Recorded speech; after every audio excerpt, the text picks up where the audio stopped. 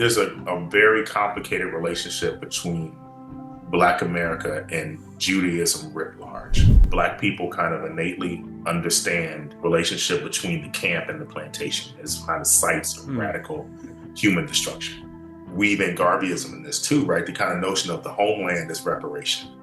And where Malcolm smoothed the rough edges of Garveyism over is Garvey didn't think about the fact that there were people already there who you would displace with your project, right? It's like, there are already people living there. You can't just show up and, that's what he's proposing, is that a kind of transnational activism where if I'm oppressed and someone has access, then you take up my cause and deliver it to the world for the world to kind of see it. That's what was dangerous about what Malcolm X was doing with the cause of Black Americans, right? He wants that cause to be expressed at the level of the United Nations, which is at the level of morality, not politics. He's going to go to the commons, and the commons at that point is Gaza. Dilemma Podcast, Jay Shapiro here. Quickly for the members, thank you so much for supporting me. Remember to look out for, I think, a members-only community post. I think it's here on YouTube, with a link to the Zoom that I'll be giving out, an invite to the Zoom, where we'll hang out at the end of the month on the last Sunday, rather than just the YouTube chat box, so we can see each other, hear each other, and have a little fun hanging out and responding to some of the things we're going to be talking about and see what's on all of our minds. Hugely appreciate that. If you're not a member, consider becoming a member. If you're not, or you can't afford it, no big deal. Like and subscribe. I hugely appreciate the support from everyone. And now on to this conversation. This is, I think, one of the best conversations I've had on this show, one of my favorites. It's with the author, scholar, and associate professor at University of Pittsburgh currently, Michael Sawyer. He's written a lot about sort of Africana philosophy. He's writing a new book called The Door of No Return about that. But we're talking in this conversation about his work in a book called Black Minded, which is all about Malcolm X. And it takes on Malcolm X as a thinker and philosopher in his own right, not just sort of an activist in the civil rights movement with a biography that some of us know from the Spike Lee film or whatever else, and we sort of slot him into our minds that way. No, Sawyer takes Malcolm in a more serious scholarly manner and sort of put him on the pedestal of thinkers with Fanon and Du Bois and many others, and see what comes out of it as a coherent system of ethical thought that he was developing and living through, and unfortunately was cut off in an assassination all too soon. So that's the conversation coming up. But the reason I wanted to have this conversation from sort of a philosophical and ethical point of view is this nagging conversation, which I keep kind of sprinkling into my recent conversations and I'm never really satisfied with. And I don't know if I'll ever be satisfied with it, or any of us will be satisfied with it. It's the fraught ethical dilemma and conversation between the relationship between violence and liberation, right? This stems all the way back to my conversation with Richard English, which, if you haven't seen, is also a great one, on his book called Does Terrorism Work?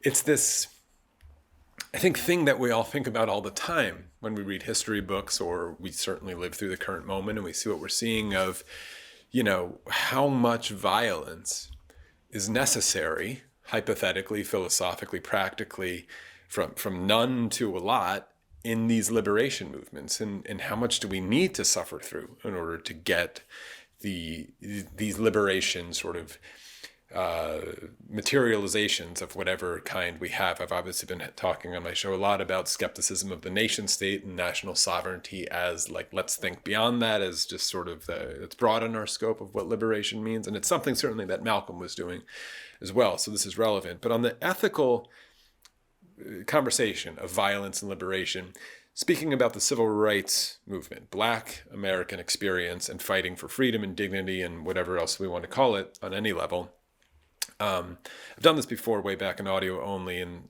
I referenced this as well in the conversation with the Lessons of Black Panther, which was a conversation I had with Coleman Hughes and Chloe Valerie, which I really, really liked. Also worth a listen in the audio only format.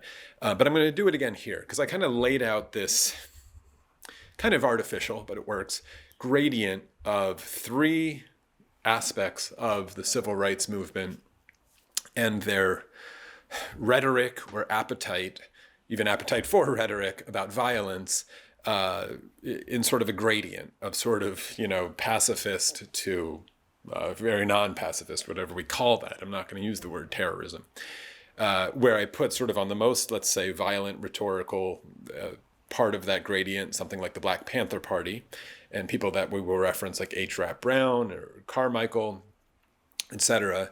On the other end of that, sort of the Martin Luther King Jr. sort of preaching, Dr. King, of pacifism and nonviolent resistance.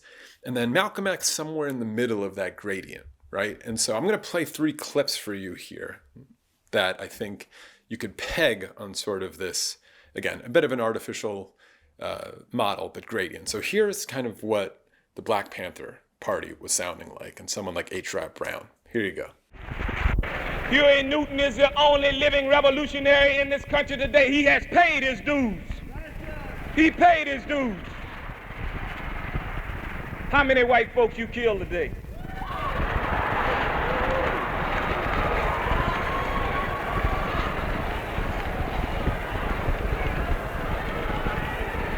But you revolutionaries, you are revolutionaries. Che Guevara says it's only 2 ways to leave the battlefield, victorious or dead. Huey is in jail. And then just on that point with H. Rap Brown, because he'll come up in our conversation. Actually, Michael Sawyer was in conversation with him while he was in prison. So I'm gonna play actually another clip from H. Rap Brown and Black Panther, which takes on a little bit of a different tone. Like I said, this is kind of an artificial model here, but just in fairness to H. Rap Brown and the Black Panther Party, I'm going to play this also, since he was, you'll see references also, Malcolm X rhetoric as well. We say to these leaders, how can you tell black people to be nonviolently and at the same time condone the sending of white killers into the black communities? It's something wrong. We are going to control our communities by any means necessary. We built the country up, we'll burn it down. You can quote that. I say violence is necessary. Violence is a part of America's culture. It is as American as cherry pie. And then I'll play you on the other end of this model that I'm building here, the Martin Luther King. Dr. King, famously much more on the pacifist side of this gradient. So I'm going to play for you a good section here from his famous Christmas sermon, which unfortunately and relevantly to our conversation and to Malcolm, was not long before he met a very violent end in an assassination. But listen to his philosophical take on this discussion of means and ends. So I'm going to let this one play a little bit longer. One of the great philosophical debates of history has been over the whole question of means and ends. And there have always been those who argued that the end justifies the means, that the means really aren't important. The important thing is to get to the end you seek.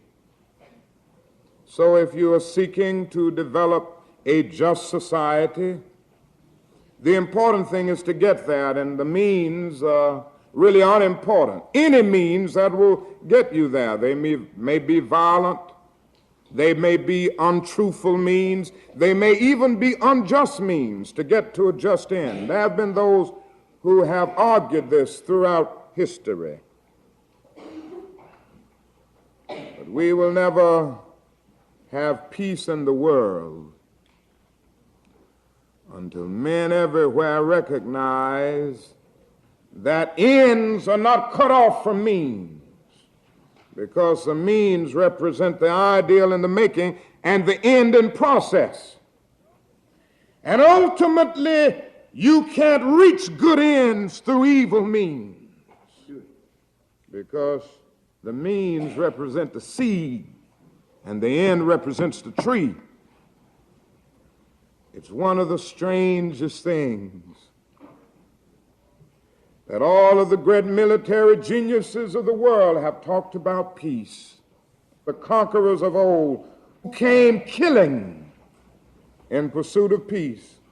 Alexander, Julius Caesar, Charlemagne, and Napoleon were akin in seeking a peaceful world order. And Do you know, if you will read Mein Kampf close enough, Hitler contended that everything that he did in Germany was for peace. And the leaders of the world today talk eloquently about peace.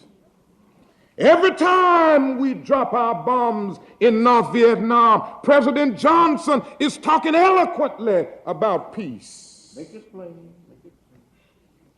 What is the problem? They are talking about peace as a distant goal, as an end we seek. But one day we must come to see that peace is not merely a distant goal that we seek, but it is a means by which we arrive at that goal. We must pursue peaceful ends through peaceful means. All of this is saying that in the final analysis, means and ends must cohere, because the end is pre-existent in the means. And ultimately, destructive means cannot bring about constructive ends. And then you have Malcolm X, who is hard to peg for many reasons that we're going to talk about in the conversation.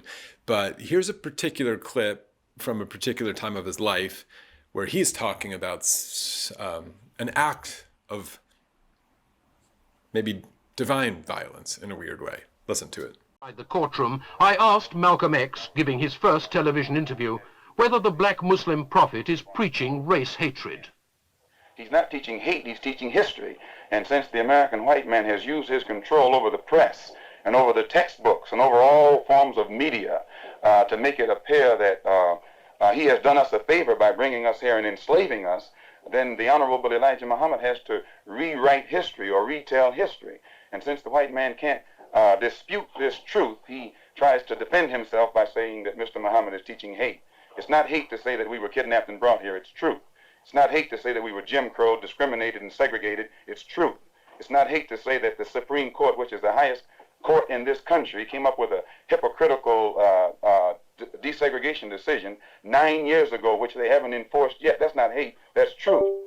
You're quoted as having said, when an airliner crashed with a number of white people on board, that you were glad it happened. The white race in this country collectively are guilty of these crimes that our people are suffering from collectively, and therefore they would suffer some collective disaster, collective grief. And when that plane crashed in France with 130 white people on it, and we learned that 120 of them were from the state of Georgia, the state that my own grandfather was a slave in, why, to me, it couldn't have been anything but an act of God, a blessing from God, and I frankly and sincerely pray for similar blessings from him to repeat themselves as often as he can spare them. But I take it then you support the freedom-loving attempts of the peaceful marchers in Alabama and these places. You don't get freedom peacefully. Freedom is never safeguarded peacefully. Anyone who is depriving you of freedom isn't deserving of a peaceful approach by the ones who are being deprived of their freedom. And when black people in this country come out from under the mental straitjacket that the Negro clergymen have placed them in, and begin to see that the only way you can get freedom is to get it the same way the white man in this country got it from England, or he says he got it from England. He was willing to pay the price for freedom. When you're willing to pay the price for freedom, then you'll get it. But the Negro in this country has never been willing to pay the price for his freedom. All of the price that we have been paying in the past has been freedom for the white man. We fought abroad so that the white man in America could be free today to sick police dogs on us, to beat our people in the heads with police clubs, and to turn water hose on little women and children and babies simply because they want to walk down the street like decent human beings. That's now the only way you can have peace is to eliminate those injustices, and the American white man is not going to eliminate them. He's going to talk that pretty talk, but he'll still continue to practice those inhuman deeds. So I asked Michael Sawyer to watch that clip before we talked, so he'll hear us reference this clip in this kind of conversation, and keep it in mind as we talk, because, you know, I don't think any of us are ever fully satisfied, like I said, with this conversation of violence and liberation. I see the comments coming up when even talking to Hamid Dabashi in the previous episode about October 7th and the way he was talking about it, that some people certainly didn't like that, didn't like sort of, his denunciation of the violence there. And I don't know how to grapple with all of that sort of historically and politically, but it's something that I'm going to keep trying to do. And I've done on my show in certain essays, like When is Resistance Necessary and things like that. But anyway, I absolutely loved this conversation. And you'll hear us talk about Malcolm X, the thinker, and Malcolm X in history and how he thought and how he was thinking, and certainly his time in Gaza. Michael Sawyer even brings up my conversation with Coleman Hughes at the end, which was interesting. So a little touching on that. And then just maybe a simple point, but one I really hadn't considered before, and I think a brilliant answer about the relationship of Black America and maybe the religiosity of it and Judaism, and then how Zionism also has a parallel to Garveyism and maybe the efforts of the Back to Africa movement in Liberia. So fascinating conversation. One of my favorites that I've ever had on the show. I'm definitely going to have Michael Sawyer back on when his new book comes out. So enjoy. Now, Michael Sawyer, I'll be back at the end with some afterthoughts and prepare you for my next guest, as I like to do. And so enjoy this conversation.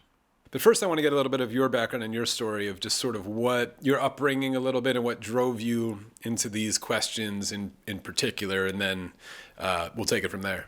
Cool. So, I grew up in Chicago in the 1970s. I was born in 67. Mm-hmm. So I'm a product of, my dad is from rural Alabama, Hale County, which is a notoriously, dangerous county for Black people during Jim Crow, et cetera. My mom's from Chicago. She's one of the few people who's actually from there. I grew up about 4 blocks from where my mother was raised. Her mother had migrated to Chicago in the 20s, I guess, from New Orleans or someplace in Louisiana, basically. So a very kind of, far south side of Chicago upbringing, where I've said in other interviews, I actually did not know white people lived in Chicago, to be honest with you. Chicago at that time was perhaps next to Boston was probably the most segregated city in the country, as I found out later. And what we understood as the neighborhoods that had different names were mostly, Beverly, et cetera, were mostly white neighborhoods. So I understood those as being different, basically municipalities, until I went to high school and had to go all the way downtown, where I went to a Jesuit high school and studied there, and realized that Chicago was this kind of multicultural, multiracial enterprise, and we began to understand that the way we lived in the 1970s was so much, so dependent upon the logic of the segregation, the civil rights movement, and particularly the strength of the Nation of Islam in Chicago, particularly, which was headquartered. Because one of my cousin's grandmother, so not actually my grandmother, but kind of served as one, lived in Hyde Park, right near Elijah Muhammad's house and all this kind of stuff. You would see Ali on the street, and I had friends who I grew up with who were part of the Nation of Islam, so it was not something that was ever foreign to me, right? And so, and you understood that households, and it's kind of, and I mentioned this in the text of the book that I wrote on Malcolm, that households were oftentimes divided between whether you would see the kind of annual calendar with Malcolm X on it or the annual calendar with Martin Luther King on it, right? The household kind of established itself in that way as to how they related themselves to the process of something like freedom or desegregation, integration.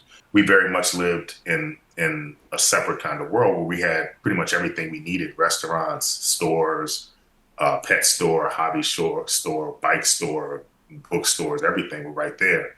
In fact, my parents sent me to a pretty much all white school in fifth grade. And it was fascinating because literally Gwendolyn Brooks would come and read poems to these kids at the Beverly library, right? This kind of famous poet. And I didn't realize until later. I'm like, she's just, it's just her working on her art at that time. And they were trying to push, at that school, we're trying to push this notion of how we integrate or figure out how to successfully talk about kind of Black issues, and unsuccessfully in some ways, because, I remember in fifth grade when Roots first came on, and it's hard to get people to understand just that event at the time, because there were only 3 channels and literally everyone in the country was watching this television show. Yeah. And I think my cousin and I, and probably 1 or 2 other people, were the only black kids in the class, and you had this teacher who's this fifth grade teacher who probably is 23 years old, right? Who has to navigate this kind of complicated conversation that comes out of nowhere all of a sudden in the 1970s, right?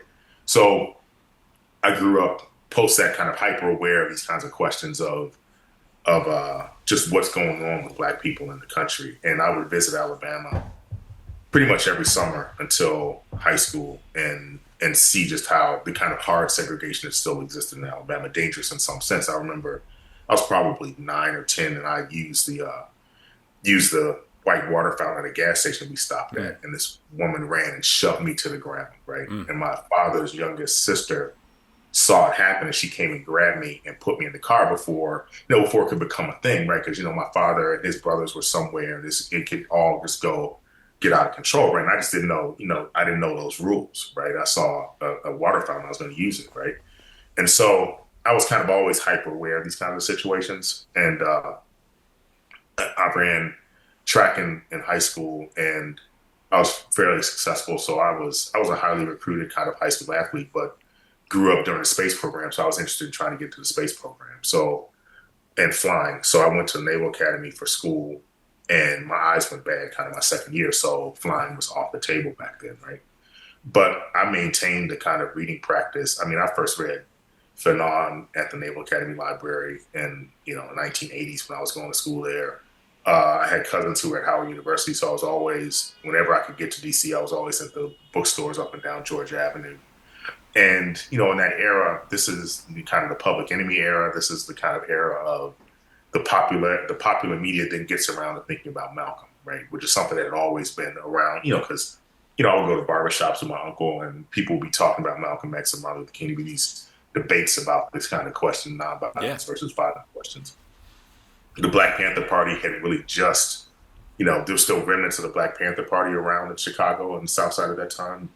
My bus driver in third or fourth grade would always talk about, the Black Panther Party because he was a younger member of, whatever was around it. So you would hear this kind of conversation. So none of these things were things that I had to go to a textbook or have to find out about, right? It was just kind of organically around in my life. And when I was at school at the Naval Academy, you kind of, you have your teammates, and we were all very hyper aware of our positionality at the school because it was this hard division between athletes and the rest of the school. And I would say probably 95, 97% of Black attendees at the academy at that time were all varsity athletes, basically. So Dave Robinson was a couple years ahead of me. So, you had this, and you kind of knew that you were there but weren't there, right? You were in it but not of it, like part of the school. So it was this very kind of radical, I was always understood as being this kind of radical person in school. And I didn't take it as that. I just, called it kind of as I saw it. It's funny because a couple of months ago, a year ago, actually, one of my friends from school, I was out visiting him, and he was introducing me to his friends. He said something like, in college, Mike was always telling people how to be Black. Now it's his job, right? He's a professor of Black studies, right? And some of that was, it's funny, but it's actually true, right? Because I was always really concerned with, reading Malcolm, and, I was getting terrible grades in school because I was reading that kind of stuff rather than reading what I was supposed to be reading. Because as a practical matter, I really didn't care what my grades were. I just wanted to graduate and get out and do what I needed to do. Fortunately, at the time, Brown University had, through a series of fits and starts, had finally got a PhD program approved in Africana Studies. And I was fortunate enough to be in the first cohort of 2 people to join that program, right? And the department at Brown was heavily Du Boisian, right? So Du Bois that I'd read, my entire life, and I'd read, we would get The Crisis at home and in the mail, and you'd see, these articles. So I kind of knew who Du Bois was as a thinker in his explicit kind of public-facing work, right? It's probably the best way to describe it. But The Souls of Black Folk became kind of central text. I read it, at some point when I was growing up, but never had carefully kind of paid attention to it. So I kind of was able to see, okay, this is where I want to spend my time thinking about Black thought. And I'd come there to study kind of Fanon, is what I kind of put in my essay for, what I wanted to think about, right? International, global kind of post-colonial thought, broadly defined, right? And I mentioned this in the intro to the book, and at the expense of Malcolm, right? Because you kind of grow up with Malcolm X, you kind of, and Malcolm X as an activist and not necessarily as a thinker, which is wrong, right? It's just an incorrect way to approach this. But net of some of his, shorter writings and his journal work, there are no writings to kind of spend time on. So it's not something that lends itself to the technical way that we approach political theory and political philosophy in the academy, right? And that's kind of the kind of academic trajectory. Malcolm X came up as I was writing my dissertation.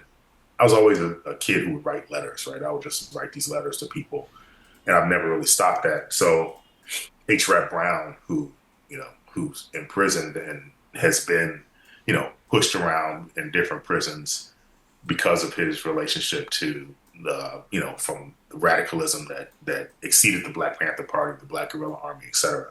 So when he got in all this kind of trouble in Atlanta, he's in federal prison. And, this notion if you can't communicate with him, I just wrote a letter to him. It's like, hey, I just finished my dissertation. It's on Fanon. Can you take a look at it? So I mailed it to him and put my phone number in there. He wrote me back, and then a couple of weeks later, I get this phone call. So we had this correspondence, right? And he said to me, kind of particularly both in writing and in those conversations, that Fanon was important for them, but he said that Malcolm X was the ethical core of what they understood to be Black radical thought. Right? He's like, you really should spend your time thinking about Malcolm. So that became the basis. That conversation and some class I taught when I was at Colorado College on Black radical thought became the basis of the book Black Minded, to kind of revitalize my own way of approaching it, to kind of situate Malcolm up there with kind of, Du Bois, Angela Davis, et cetera, Fanon, et cetera, these kind of thinkers, to say this person has an actual system of thinking and we need to be paying careful attention to. Yeah. Amazing. Yeah, that was quite the tour.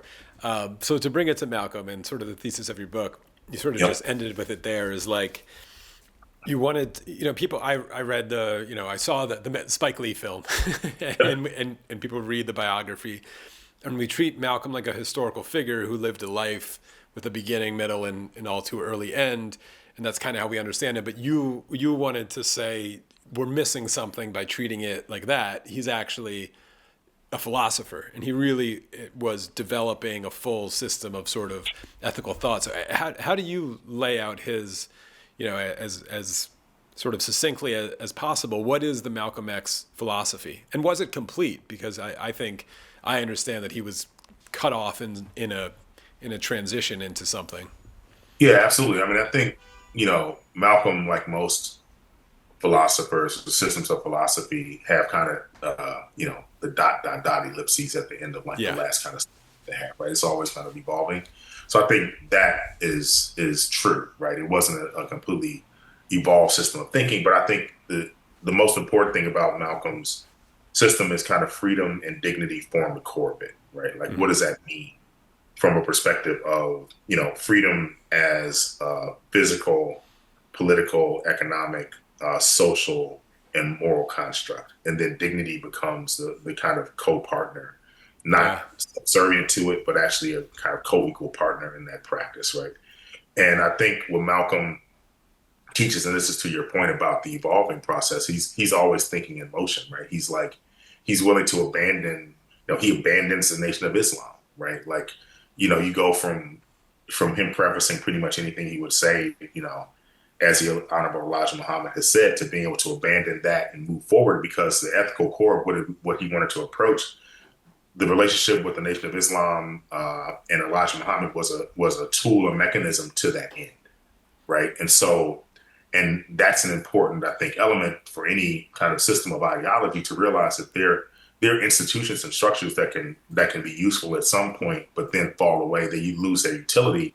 And you have to understand that that's not the end all, right? His existence within the four corners of the Nation of Islam was not the way to get to freedom, equity, equality, et cetera. That was the goal. Nation of Islam for that got him through a certain period of time, in that, kind of middle period, right? To kind of early life, and, Malcolm Little as antisocial kind of criminal figure, the prison years, and then the kind of, in some ways, metamorphosis of him into a political actor and thinker happens in a very short period of time. And then, the Hajj and et cetera to Mecca internationalizes that system of thinking, where he takes everything he understands about the possibility of speaking to the Black commons. I use commons as a kind of honorific rather than a system of ordering, right? It's the Black Commons to him is the place where this has to happen. So it's a kind of bottom up kind of philosophical system where you educate the masses, you speak to the masses in terms that they can understand, then that creates the kind of momentum necessary for revolutionary social change broadly defined. So I think that's kind of as succinctly as possible what he's up to. Yeah. And he thinks carefully through it, I think, and his actions have been informed by that system. It's not as if he's just kind of doing stuff, which I think people kind of perceive that. I kind of love that. It's not even out yet, so of course you wouldn't watch it. But I just interviewed Hamid Dabashi yesterday about Iran, and I couldn't help but just thinking of the parallels that he was talking about, sort of Islam in that regard in Iran becoming the center and sort of the magnetic pole, for better or worse, as the site of anti-colonial effort. And then, of course, unfortunately, it morphed into a kind of stubborn totalitarian Islamism in Iran, which he's a critic of, while simultaneously being a critic of Zionism and American imperialism, and we have to be able to do both things. It's sort of an amazing personal parallel that maybe Malcolm was on there that I can't help underline for my audience. But so take me to Malcolm's internationalism then, because this is the part, especially for this conversation, I didn't know that he had gone to Gaza until I think there's like a coloring book weirdly going around now. I don't know if you've seen this, and I saw it, like, I don't know if it was an ad for it or someone did a story on it, and it was like Malcolm in Gaza, the coloring book. And I was like, I had no idea he even went. So, well, I mean, what do you know about that particular trip? As far as I understand it, it was like the next trip. He did the Hajj and back through Africa, meeting Kwame and Nkrumah leaders, and then he went back again in late '64. What do you know about that trip and his thought? Place us in Malcolm's thought process at the time. Yeah, it's important to note that Malcolm X, towards the end of his life, was an international figure. I mean, he had an office at the United Nations, like literally. Yeah. And so he was being received as almost not as an American inner city or urban advocate for civil rights, but as an international spokesman for something like anti-colonialism, right? So, he gets caught up in he obviously, right, and in his system of thinking, and also physically gets caught up in the momentum of the anti-colonial movements that are sweeping across Africa and the Middle East at the time, right? So when he goes to visit there, he gets to Egypt and to meeting with Nasser, it becomes a natural kind of evolution for him to, and this is again what I want to emphasize about Malcolm's relationship to the Commons, right? So he's going to go to the Commons, and the Commons at that point is Gaza, right? This is not there. This is where he can feel the pulse of the most extreme version of what he understands as the colonial project, international colonial project, of which there's only degrees of separation rather than orders of magnitude separation between what he understands about what's going on in Chicago, Detroit, Oakland, LA, Newark, et cetera, New York City, et cetera, and what's happening in Gaza. So in his mind, this is a continuum, right? And part of that continuum, the logic of that continuum from a perspective of the oppressor, is this notion of extraction, right? Notion of diminution of human dignity to the point of collapse, dehumanization, et cetera. And so he understands this kind of organically, and it allows him to make this important linkage that becomes the kind of fundamental Black Panther ideology that Black America is a colony, right? And so then the anti-colonial movements become part and parcel of an international conversation that can't be limited by the kind of political possibilities of something like the United States, right? So Gaza becomes for him the embodiment of, at that point, net of what's going on in South Africa, which is not a place he would have been able to visit, right? Literally. So part of the possibility of visiting Gaza at the time that was kind of post 48, et cetera, and everything that's happening, is Egypt becomes the mechanism. And because of what had happened in Egypt, he can visit this place and see that there's still this level of oppression that's happening, and then link that conversation to what he understands about what has to happen in a global movement, kind of globalize Blackness rather than Blackness as a racial category, with Blackness as a kind of what we would call the global South, right?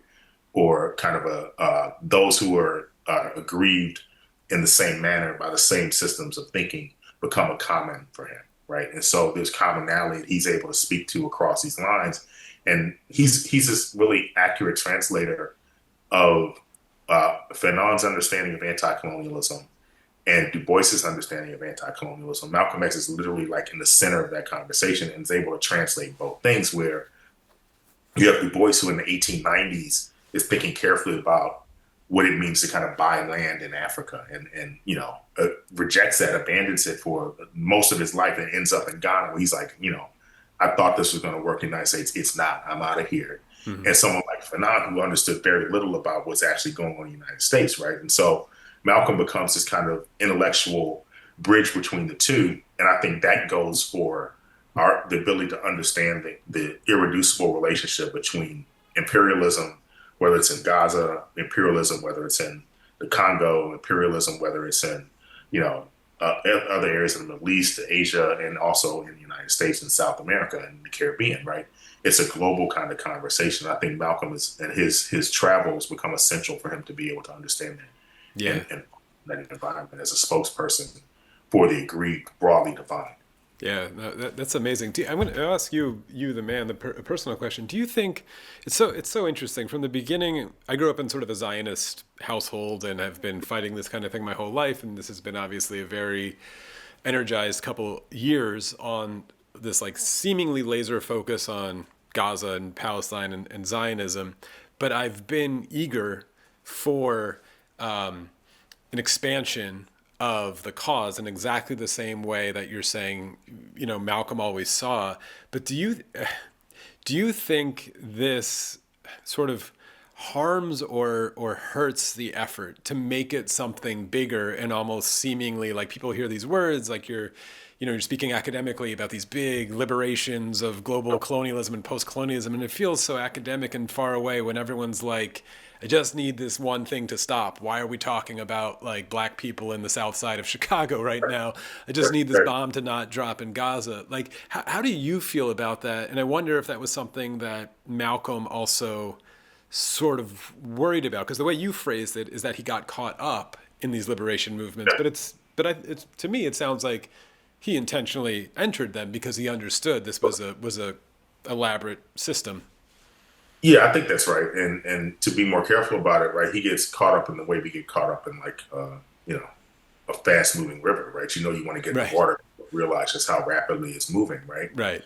So I think to get to the beginning of your question, I think it's a both and, right? These are difficult problems, right? And there's a way in which and I think this is kind of an explicit tactic at some level, and this is where Malcolm X becomes an essential interlocutor, right? Is this notion of like, where academic thinking seems as if it does violence to progress in some ways, right? That can't necessarily be true, right? So we have to figure out a way to kind of be able to do both. And I think what's important about Malcolm and his approach is he's able to take these kind of incredibly complex ideas, right? Express them so everybody can understand them in language that people can have access to. And also at the same time, be able to function internationally, where this is kind of real desire to make parochial or limited all these kinds of struggles, right? Because the last thing you want, if I'm an oppressor, is for everybody to realize that, hey, there are way more of us in our view, and to gum up the works in its entirety, right? And some of this is, explicit in, the kind of the careful separation of these conversations that people who are wedded to one side or the other, right? In order to keep the progress of colonialism in this place, we have to make sure that no one realizes that we're doing exactly the same thing over there, right? Like, this is as simple as like Oxford University and Cambridge University had colonialism courses, right? They were like courses being taught at British universities. There's a department of colonial, like it's a practice, right? So when you look at the practice of British colonialism, that's so different in India than it is in the West Indies. That's because they thought about it, right? Like they knew what they were doing and had a process that they were going through. So it becomes necessary in some sense to understand that process as a thinker or an activist, et cetera, and then be able to find the weak points of it to attack them. I think that's what Malcolm's up to. I think what happens when he visits and gets to see what's going on with the momentum of these anti-colonial movements in Africa, he realizes that first off, this is global. It's not it cannot be limited in the way that we'd like to. That becomes comfortable in some sense, right? Like I understand the South Side of Chicago in ways that I don't understand Pittsburgh, right? Like literally, right? I'm learning, I can learn rapidly because there's some commonality, but that doesn't mean that I can go to Ghana and understand what's going on there, right? What he's saying is, if you zoom out, the common conversation is out there, right? So this becomes the point of entry to understand the kind of granular nature of any given struggle, and what also, and to be careful, right? And I think what's appropriate about what you're proposing is then the necessary work becomes to understand the actual terms and conditions of that particular situation, that particular phenomena, but at the same time be aware of these kinds of global linkages that have to happen, these ways to understand it as a category of thinking and not just this particular kind of event, because there's always a rush to kind of be able to do that, to say if it doesn't meet these particular criterion, it's not this thing, right? Like it's as if, it's as if we understood Lamborghini equals car. So anything that's not a Lamborghini is not a car, right? That's not, car is the category, right? These are typologies of cars. When we think about colonialism, what he's saying is colonialism has these features to it. So don't tell me that it's not colonialism, because it doesn't have exactly the same features as colonialism in Burkina Faso, or colonialism that's happening in Gaza, or colonialism that's happening, even in Catalan, the resistance of the Catalan in Spain, right? It's like, or in Ireland, right? These kinds of levels of resistance become common. And that's the I think one of the central messages that Malcolm brings is that to find these points of commonality and work on those rather than working on the differences, and then figure out what has to happen in particularity in every single instance. Yeah, that's great. And then, I think I'll just add my little editorial that this is the thing that gets you killed when you start talking like this. Where, like, they'll let you make noise on a street in Harlem all you want, but when you start connecting these dots and start talking about the dollar, you might just catch a bullet. But speaking of bullets, I do want to bring it to that. I want to understand Malcolm's view on violence and liberation, like I started sort of the moral question with. So ages ago, back when my show was audio only, I did a show called The Lessons of Black Panther with two other people. It was one of my favorite audio episodes. And at the beginning, we had just seen the Marvel film and we were sort of responding to it. But at the beginning, I sort of set up, and I don't know how fair this is because Malcolm was changing, a sort of a gradient of sort of appetites for violence in forms of liberation. And I was sort of straw manning it, I'm sure, but putting MLK, like you said, the calendar on your window, MLK over here with his speech, like his Christmas sermon, as sort of the pacifist, nonviolent, the means will never justify the ends. I think what's the line he said, because the means represent the seed and the ends represent the tree, that line. Yep. And then the Black Panther Party with like Carmichael and, the sort of, kill, how many whites did you kill today speeches they're giving on campuses on the other end of the spectrum. And then Malcolm somewhere sort of in the middle. I don't know how fair that is to do. First respond to that, because I don't know if you saw the clip I wanted to show and respond to with Malcolm, or you've seen it before. Like, I don't know what to do with Malcolm, but he seems sort of maybe somewhere on that spectrum. Yeah, I think he is in the middle of that conversation. I think accurately so, right? And I think what he's proposing, and I think the Black Panther Party understood this. I think Stokely, et cetera, and even what I was saying about H. Rep. Brown, who used to start his speeches with that, like, how many white people have you killed today? Routine, right? And the answer typically was none, but typically, right? Typically, generally, like most on a light day, right? Exactly, right? None, but that's not what they're really saying. I think the biggest, for me, the way I read Malcolm and his relationship to violence and nonviolence is that in totality, there's no difference between them, because what Martin Luther King is saying is destabilizing the white supremacy from a perspective of what we can understand as kinetic nonviolence, right? It's a nonviolent activity, right? But it still destabilizes. So white supremacy sees it as violent, right? It's violent because it's destabilizing us. So it doesn't matter that he's being beaten up. It doesn't matter that he's refusing violence. It's still violent. And so he meets with a violent end, right? This is to your point about the thing that gets you killed, right? Other than the spectrum, you have the Black Panther Party and Stokely Carmichael and those people who are like, it's for us to defend ourselves, self-defense, is an American ideal that then we adopt, that then becomes the reason why Ronald Reagan introduces gun control, because all of a sudden they realize that these black people have shown up at the state house in California with guns, and now we got to change the laws because we can't just let people run around with guns in this country. It's like that's an American ideal, and so when you adopt the kind of core violence of America, which is what Malcolm is talking about, right? He's like, America's a profoundly violent country, right? And I mean empirically so. I know this is better. You know, Naval Academy is a place where we study violence, right? That's what this is. And so it's always bizarre to me to hear people say, it's un-American to be violent. It's like the most American thing in the world, frankly.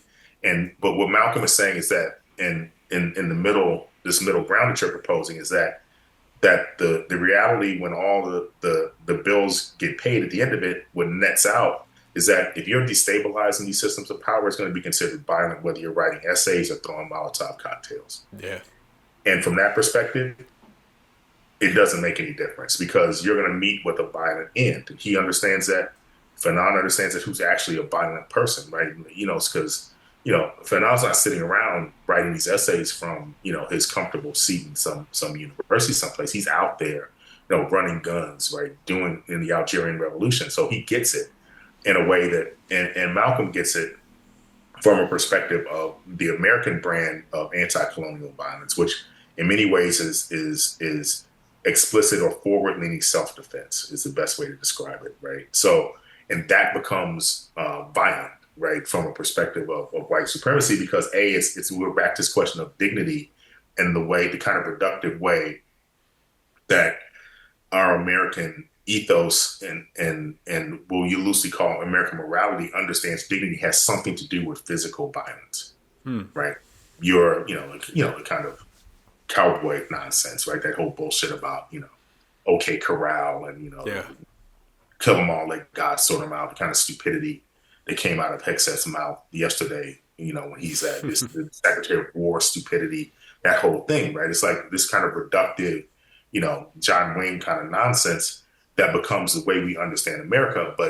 And if you're outside of that logic, if you're not these things, right, heteronormative, male, et cetera, you name it, right? This kind of things that are inside the kind of circle that they are. Anything that you do that seems to destabilize that becomes violent, right? And so to Malcolm, back to the beginning of what I was saying is there's really no substantive difference between violence and nonviolence if you're in the business of kind of liberation, right? And, because Malcolm didn't do anything violent to anybody. There's no record of him violently doing anything, right? He's making speeches, and those speeches, because they could make someone say, you know what, I'm not going to put up with this anymore, or become the seed. This is to Martin Luther King's point. They become the seed of the tree that becomes the Black Panther Party that says, you know what, we're sick of police violence in Oakland. So we're going to wake up in the morning, we're going to drive behind the police cars all day long where they go about their business and interact with Black people and make sure they treat them the way they're supposed to be treated, right? That's that seed, right? The forward-leaning kind of self-defense. And I think that the complexity of that becomes in the hands of the media, which is part of the clip that we were looking at, right? Where Malcolm talks about the way the media manipulates this activity, right? It's not that long ago when you'll remember this, when I can never remember this person's name. He's from Pennsylvania. He was a senator who lost, but this was during when those farmers had occupied the land in Nevada, right? And this guy's Is it Rick Santorum? I'm just names now. This is it him? Santorum. All right. Yeah, Rick Santorum is kind of uniquely. What happened to him, right? It's like, where is Rick Santorum now when you need I think him? he's got a job at Fox News. I don't know. Yeah, exactly. That's where he would be. So he was on CNN one time. I remember when these people had, at the same time, they had occupied, they were in the standoff with federal agents about the land in Nevada, right? Pointing guns, right, et cetera, et cetera. And he was calling it nonviolent. Then in the very same segment, they're talking about people marching in protest of Black people being killed by the police. And he calls those marches violent. Literally, you're looking at the same thing. People pointing guns at people. He says it's nonviolent. Someone says it's like, he says, but they're nonviolently pointing the guns. Right? So you're willing to go through any type of mental gymnastics because his point is that violence is nonviolent because it doesn't do violence to the system order that he's proposing. Yeah. Now, nonviolence of marching around and saying the police can't arbitrarily kill people does violence to the system, so that becomes violent. He's not delusional. He's telling you the truth, right? This is the way they view the world. This is their system of thinking, right? So Rick Santorum and these people become, classic purveyors of this kind of nonsense, right? This is the whole, you hear this on a daily basis, like what in the world that we've been living in for the last 2 years, right? With these kind of excesses of what does it mean to defend? What does it mean to bring someone to justice? What does it mean, et cetera, all these kinds of terms, right? That, we thought defense meant just that, right? Like we thought bringing someone to justice implied they get like, I don't know, charged, arrested, like a court. So no, it means to blow up the neighborhood that they happen to be in and kill everybody in it. Is to bring someone individual perhaps to what we consider to be justice, right? So these terms become skewed. So what Malcolm was doing was unpacking that, right? Like teasing that apart and also holding to account. And Malcolm, in many ways, is just a mirror, right? He's a mirror to kind of Black people. He's a mirror to kind of white. He's a mirror to everybody. He's holding up a mirror in those kinds of comments that seemed so lurid at the time when the plane had crashed in France, et cetera. He's basically saying this is karma, right? He's like, you get out of the world what you put into it. It's like if you put violence into the world constantly, like there's been no interrogation in this country of, around Charlie Kirk being killed, of gun culture, right? Like, gun culture becomes the bottom line of this entire thing because I was watching where, they were talking about this person who did it, like the gun he used was an heirloom from his grandfather, right? That had been passed down to him. And then you have all these pictures of him with, at one point with a anti-tank weapon with, this is what they do, right? On a day-to-day basis in order to acculturate themselves. It becomes a type of recreation. So then it's only a few ticks on the dial. And if you're aggrieved and have access to these weapons, you use them. That's what we do, right? So it's not surprising at some level. So what Malcolm is saying is that why are you surprised by the very thing that you put into the world coming back to bite you, right? This is what gets him in trouble with the Kennedy stuff, right? The kind of chickens that come from the roost routine, right?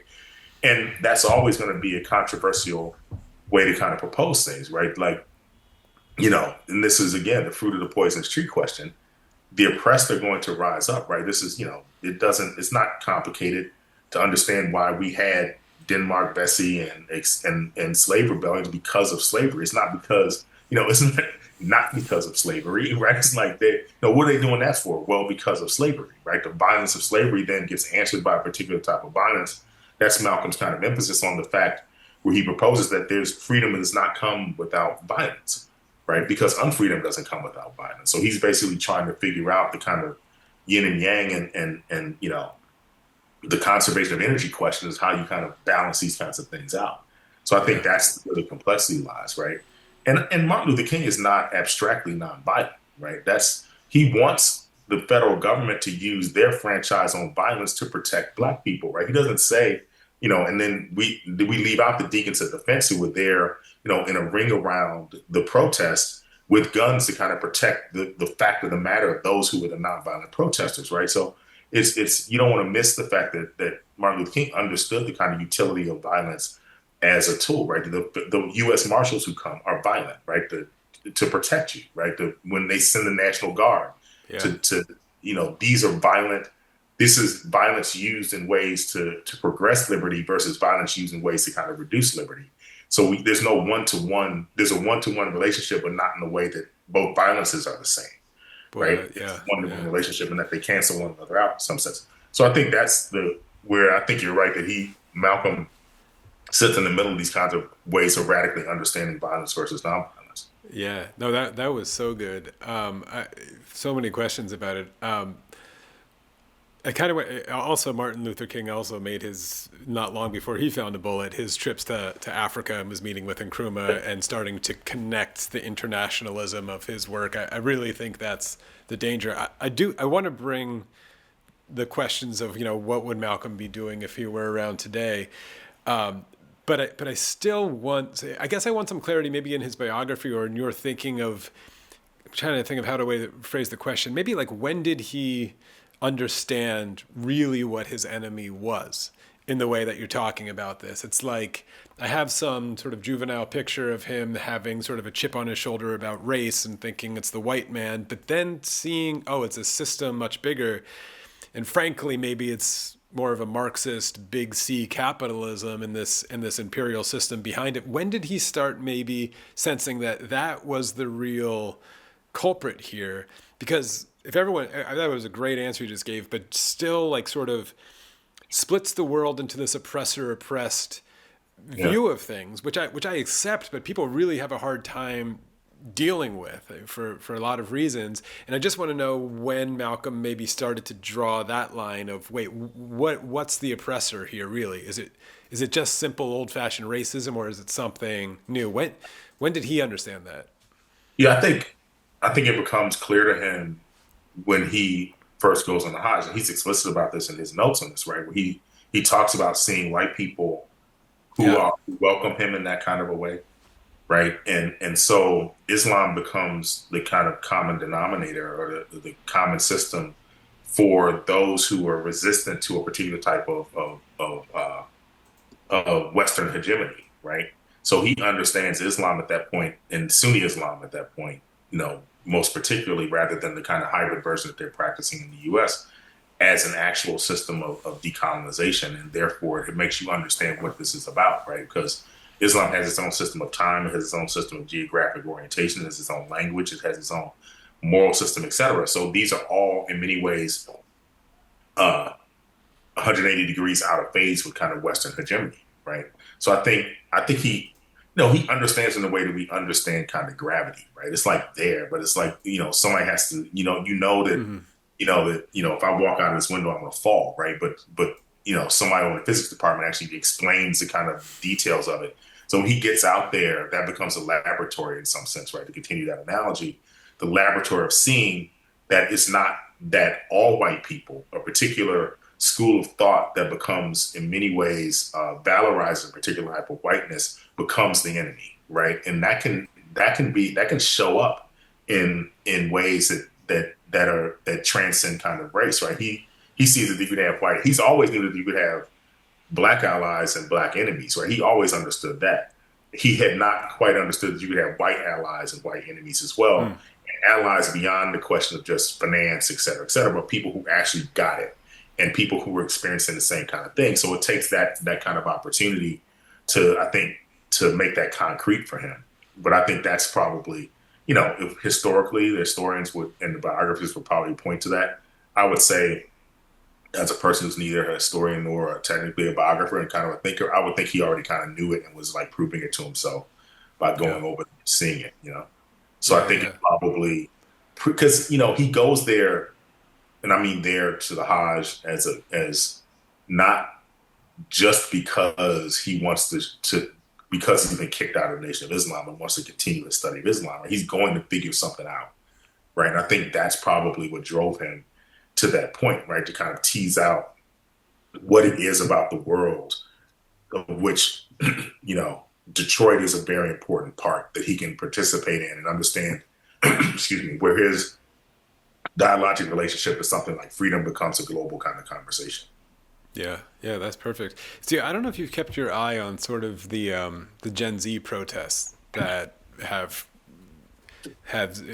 some spectacular events in Nepal and Bangladesh and in Kenya. There's something happening on the continent of Africa in a major way, although it's now coming global, and I think beginning to connect back to this question about sort of the international collective liberation with maybe a focal point of the spectacular violence in Gaza that does also seem to be reflecting, maybe it's a new Arab Spring or something like that, in the world. I'm not sure, I'm maybe asking you as a man, you don't have to even see this through the lens of Malcolm anymore, but I keep thinking of Malcolm X coming back in this reflection. It does seem to be a relevant name where people are rediscovering this, that really nuanced conversation that you just laid out about violence.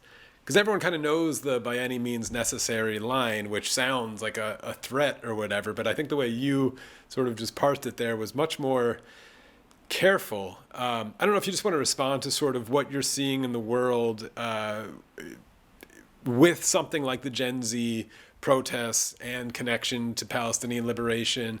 And maybe it's as simple as what you just said of sort of, I don't know, getting over this sounds terrible, but like an allergy to violence of just, not that it must exist, but that it does exist, and that we have to sort of plow through it. Maybe that's more of a Malcolm X kind of realist type position, but I mean, yeah, what do you think? Yeah, I mean, I think that's right. I think I think I mean, our generation is really in many ways ill-equipped to understand how technology has altered the framework of radical thought and activity, right? Like, because, a few years ago, this hashtag activism or something people use as kind of a pejorative, right? Like Black Lives Matter, it's just hashtag activism. You have to get out here, you have to march, you have to do these kind of things. Like, maybe not, right? Because, Thomas Paine, I bet Thomas Paine probably distributed 150 copies of Common Sense maybe in his entire life, right? Maybe, right? Now you can come up with a slogan that's from here to kind of Cairo and back in the blink of an eye, right? Everyone sees it, and so it processes itself much more rapidly, right?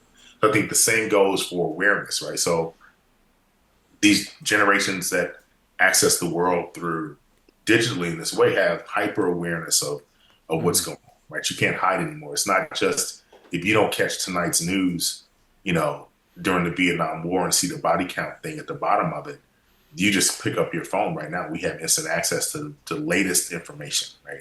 So I think what's happening is that lends itself towards a type of global consciousness that comes through the media, right? The way we understand technology in the media, which I think is different. So I think part of what the kind of hyper speed with which this kind of thinking becomes global and finds its ability to kind of attach itself to places is because of this kind of technological revolution that keeps systems of oppression from being able to compartmentalize this kind of activity, right? No longer is it, Kurtz or whatever, up the river and around the bend where this kind of atrocity is happening.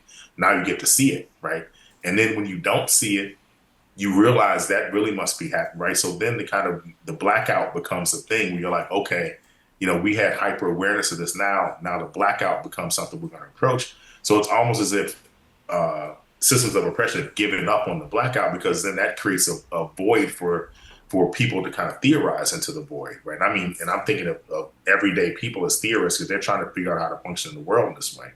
So I think when we're seeing this kind of linkage that starts, to your point, right, it starts in concern in Kenya and then finds itself in Nepal, finds itself all over the world, it's just that, right? It kind of the inescapable linkage of human to human that is profoundly revolutionary, both technically and metaphysically. That's profoundly gives you a point of access. I grew up in the pen pal era, right? When I was a kid, that had remember the show The Big Blue Marble or something, right? You kind of wrote them a letter and you waited a few weeks or months and then you got a letter back, and I was writing this kid in Japan and I wrote him a letter.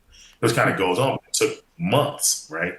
Now this is, it's instantaneous. And so we're not equipped as human actors to be able to deal with this type of information flow. So I think it has both its deficits as well in trying to be able to keep up with it and be able to effectively function in this environment. But also it's profoundly beneficial because there's just no system of unawareness any longer. Right. And I think that's really super important. And the telephone, the cellular phone is ubiquitous, right? I remember when everyone has a phone now, right? If like there was a time when like the cell phone was like a luxury. The cell phone is like the most common thing across the world at this point, right? It doesn't cost anything. Everyone has access to information. Everyone can download. I remember the first time I was in sub-Saharan Africa and someone on the street asked me to cash app them some money. Yeah. Right? I'm like, wow. And it hadn't come to the United States yet, right? It was like, because it was more advanced there. This kind of movement of capital that was happening digitally was already something that became a common space in other countries. So I think this is just not reductively when I say just, I think this is just predictable in ways that really do violence to the project of international oppression, right? The kind of this notion of hyper awareness. Yeah. I think I would be remiss not to ask you if there's so much conspiracy and mystery shrouding Malcolm's death. I don't know if you've gone down any of those pathways or you have anything new to add to the conversation with that, but or Yeah. even just what you make of it. I mean, how much you accept it, and especially with, you brought up Charlie Kirk, and obviously half the Right. internet is rejecting the story now, and I feel like a lot of people are revisiting these moments of Malcolm and Martin and Yeah. JFK, and Tucker Carlson's doing a series on 9/11 now, and it's like, Yeah. do you have anything new to add specifically about Malcolm or any of them? I mean, I don't think I have anything. I think it had always seemed insane to me that those were the people who had done this, like alone, or like it was something like there's no, this kind of notion of the agent provocateur that's been inserted into revolutionary organizations in order to destabilize them has always seemed obvious to me, right? So it seemed obvious to me that the people sent there obviously had some other relationship and some other guiding principle, because as a practical matter, you know, if you're dealing in that world, this was kind of Black Panther, Black Panther Party, and even the Black Panther the film kind of 101, right? The kind of insurgent who's common to the group becomes the most dangerous person. But then part of that is to make everyone paranoid about whether you can trust anyone internal to the organization, right? So Malcolm was definitely in trouble with the Nation of Islam.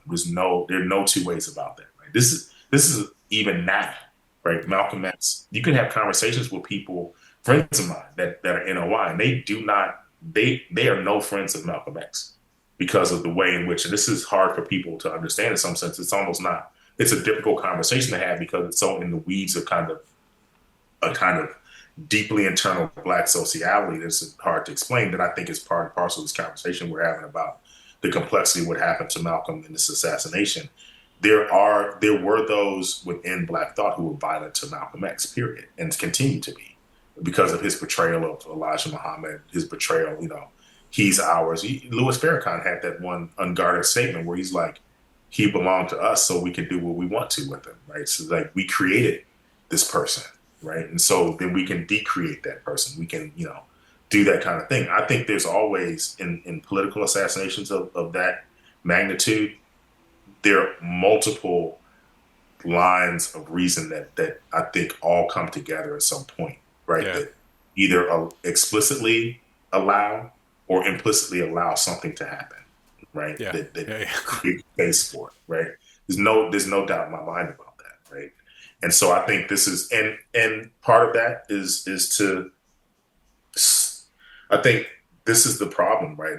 And the Charlie Kirk thing becomes an explicitness, right? It's like, and a deification in some ways, a kind of radical deification of Charlie Kirk is just bizarre at some level. Yeah. Right? It's harmful in many ways, right? I saw last week some, Charlie Kirk is a Martin Luther King routine. It's like, it's just come on, right? It's like, why, right? Why even? But it's so violent, and this is back to what Malcolm's saying. It's so violent to like propose that, right? It's so harmful in many ways to reason, right? To promote something like that. And so, yeah, I've been marginally invested because I have friends who, Tamara Payne, her kind of book, the book that she and her dad kind of completed, journalistic account of Malcolm's life that's so important. It takes up this question of what happened in this assassination, right? And I think it's really important. And people, I think Black people knew this for years, right? Because I remember at one point someone told me, like, the guy who had assassinated Malcolm X was working at like in the toll booth at like on the New Jersey Parkway somewhere. It's like, really, right? And the fact of the matter is, and this is in the weeds, the fact of the matter is someone who had done something like that, if that were the limit of what he'd done, could survive in prison for that long seems bizarre to me. Or it seemed to me that somebody would be like, this guy killed Malcolm X, for whatever reason, I'm going to do something about it, right? And that would have been an eternal, as people do their time to get out, and I think that there were other forces that people recognized that they became tools of, whether they were explicitly understood that or not. I think they were manipulated in ways that seem clear to me. So I think it's complicated. And again, there are people who are way more equipped than me to kind of deal with that whole thing because there's so many moving parts to it that it's hard to keep. Yeah. No, that's amazing. Well, I want to end it with a return to Palestine and a question in Palestine. And I won't ask you to speak on behalf of the Black American community, but how are you seeing? I mean, you mentioned in there this in that last answer a sort of just understandable distrust of the federal government that's Sure. embedded in the Black community for obvious reasons. I think we saw it in COVID a lot of the times too. Um, where, but there's also a massive amount of Christian religiosity in the Black community, especially in the South, maybe where your parents are from. Where are they seeing this? I can't help but think if Malcolm was here Sure. speaking today, he would have. You're carrying his work beautifully as a philosopher and thinker. It's not hard to imagine the way he'd be speaking about Zionism and still connecting the internationalism of collective liberation and these kinds of things, and that Black liberation in America is connected to global liberation and vice versa. Where do you see that conversation in sort of the Black community at large? I mean, Netanyahu and Zionists are like actively seeking out, I think, Black influencers as well to get them. I don't know if you've seen this sort of in the Zionist fold. I don't know if my former co-host was sort of one of them was Coleman Hughes, if you know his work. Oh, yeah. Yeah, he was my former co-host. We had a terrible conversation All right, about I Israel. saw I it. apologize again. I watched it. I watched that. So sorry I watched for your response to the response to the response. So. All right. Okay. Well, I apologize for 90% of it, but yeah, he's a friend. It was a failed effort. I'm not proud of the way it went. I wish it would have gone better. But respond to that question because I find it, so cards on the table again. I told you my sort of upbringing, and since you saw those, you know who I am. Yep. I feel like Israel and Zionism, and if we're in agreement that this is part of the colonial sort of monster that Malcolm wanted us to notice and resist against, it kind of knows that it's gained or lost the Jewish American as much as it's going to gain or lose it. It's kind of, Barry Weiss is never going to change her mind. She's who she is. I'm who I am. And the older generation is sort of just going to die out. And that's sort of the American Jew at this moment. Yeah. But they're terrified of the story of the Christian Zionists, which of course leads to the Charlie Kirk conspiracy theories.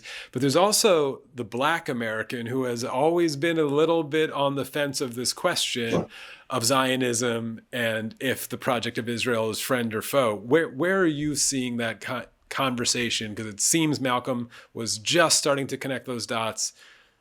Again, not to be conspiratorial, I think you said enough between the lines of your answers that perhaps it was a factor in his doubt. Absolutely. Big question, but answer with that one to finish it off. Yeah, no, I think there's a very complicated relationship between Black America and Judaism writ large, right?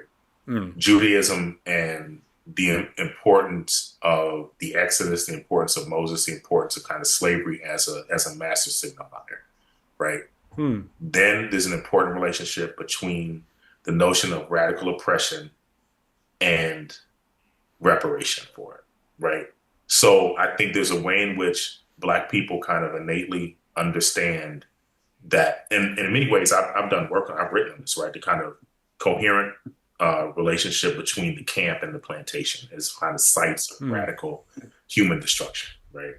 That has to be understood. I think it becomes clear, and so I want to weave in Garveyism in this too, right? The kind of notion of the homeland as reparation, and where Malcolm and I think Du Bois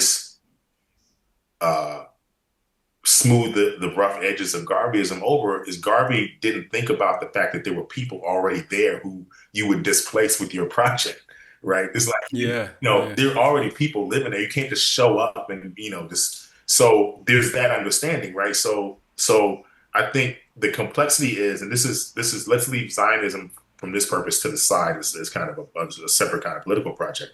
The notion of the horror of what happened in the Shoah and the need for some type of way to kind of render these people safe is innately understandable to Black separatists, right? This is kind of Nation of Islam kind of 101, right? It's like we're going to divide, we're going to figure out a place to go live. You leave us alone, we leave you alone.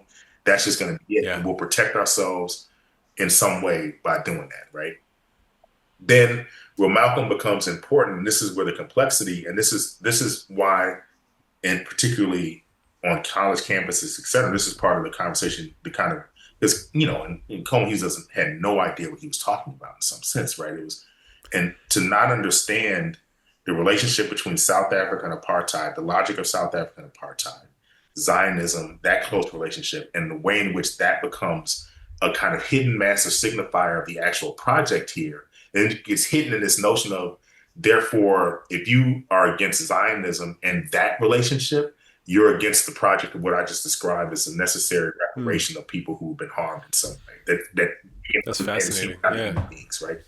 That is where Netanyahu lives in that space, right? He lives in that space of, and this is ADL kind of 101, right? We're going to change the definition of anti-Zionism to be anti-Semitism, right? And so where that becomes problematic is now you have, this is the Generation Z question, younger people like, nah, I can discern the difference between the two. You can keep it up. They're gonna get punished. All these kinds of things are gonna happen bad to you. They're like, in some sense, okay, I'm willing to accept that punishment, because the larger question here is, am I going to understand that there can be a place for people that doesn't have to encroach upon the rights of others? Can we and that should not be a utopian idea, right? That people can live on planet Earth without having to kind of take something from one another, right?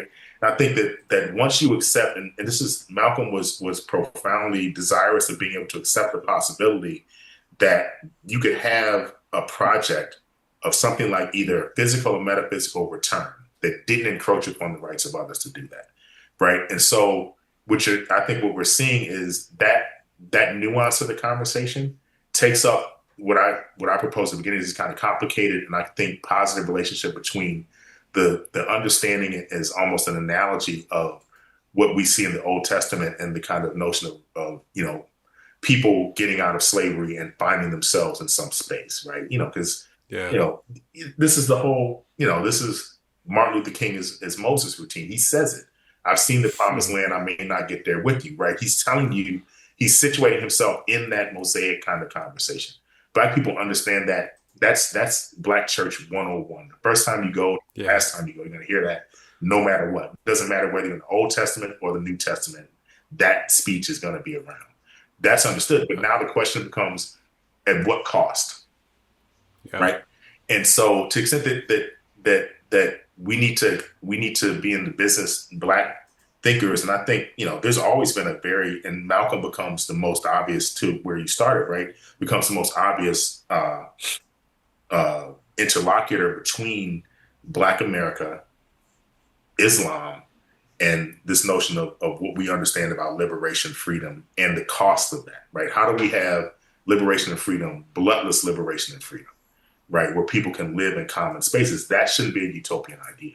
And when that gets, and what we're seeing now, it's just too much, man. And this is Fred Moten kind of from at the very beginning of this. I remember watching him, he was saying to hang the entire question of nationalism on this small space in the Middle East is just too much for it to bear. Because the entire question of what we understand about the notion of how does a nation exist? What are the boundaries? What does it mean to be a stranger? What does it mean to have defense, offense? What are these things? To have it all be focused in this tiny space is too much for it to bear. It can't hold it, right? And I think that's what's really going on. And I think Malcolm becomes, in many ways, the most coherent. I've said this before, Malcolm's probably 60, 70 years ahead of his thinking, because if you think about what Malcolm X is proposing, it's exactly what South Africa did with their interrogation of Israel a year and a half ago, right? Bringing the case that the Gazans can't bring, right? We have a nation state. We have access to the United Nations. We're going to bring the case. This is Malcolm X's office in the UN. This is what he's trying to figure out, right? Now, that all doesn't work because of the Security Council, et cetera. But that's what he's proposing, is that a kind of transnational activism where if I'm oppressed and someone has access, then you take up my cause and deliver it to the world for the world to kind of see it. That's what was dangerous about what Malcolm X was doing with the cause of Black Americans, right? He wants that cause to be expressed at the level of the United Nations, which is at the level of morality, not politics, right? And the final thing I'll say is that what Malcolm X is basically telling us is that morality and politics are two very different things, right? We have, and part of the problem of our approach to the world is we only have political solutions to moral problems, right? These are moral problems to which there's no political solution. You have to come to the conclusion that you think lives are valuable and you're not going to sacrifice them at the altar of nationalism at some level, right? That's a moral question, not a political question. And I think that's, Malcolm is the most appropriate, for me, has always been the most appropriate interlocutor to understand that. Yeah, now you're speaking my language. Moral philosophy comes before everything else. Yeah. That was incredible. I'm going to let you go. You have a new book that you're working on, The Door of No Return. When it's out, I'm going to demand you come back on and tell me about it, because I've been to the Gate of No Return, I assume the one you're talking about, in Ghana at Elmina Castle, and I've written about it myself. But that was amazing. That was really fantastic. No, I really appreciate it. I really enjoyed your work, so it was great to hear from you. Amazing conversation. Not much more to say. Like I said, I'm going to have Michael back on for his next book. I just loved it so much, and we're going to be in touch. So my next conversation is with Paul Jay, and it's kind of a different one. Paul Jay is in my lane. He's a documentary filmmaker. He's also a bit more of a journalist than I ever have been, or probably will be. But he produced and directed and wrote one of my favorite all-time films that I insist you must watch. And really, if you want to get more out of that conversation with Paul, you really should watch it. It's called Wrestling with Shadows. It's about professional wrestling, in particular a wrestler named Bret the Hitman Hart, who was in the WWF. It used to be known as the WWF when I was a kid. Now it's the WWE. You have to watch it. I think he caught really lightning in a bottle of not just Bret's character, and it's a well-done film, but of what was happening in the American psyche at the moment. I just think wrestling, professional wrestling, as an analogy for particularly American politics and the theater of American politics, is perfect. And this film captures a certain moment in time when America and Americans stopped rooting for the good guys. And fascinating, we're going to talk about it a lot. Donald Trump as a product, literally a character from the WWF, jumping into the political arena and becoming the president. I don't think Donald Trump the man is a president. I think Donald Trump the character from WWF became the president. So we're going to talk about all of that. So it's a little bit of homework for you to do, but you won't regret it. I'll link to it on his site, which is theanalysis.news, which is a cool website, which is mostly Paul's work and essays, where he also puts his documentaries out. Paul's an interesting guy, an interesting thinker, has fantastic access. And his new film that's coming out in 2027 is about nuclear war and the threat of it. And so we're going to talk about a lot of that. It's a really fun conversation, but you should go watch Bret the Hitman Hart, Wrestling with Shadows. You won't regret it. Or if it's not your kind of aesthetic, just suffer through it anyway. You just have to sort of see this film if you want to understand American politics, in my view. And that's it. So if you made it this far, please like and subscribe. Consider becoming a member. I super appreciate the help and the support. And I'll see you next time for my conversation with Paul Jay.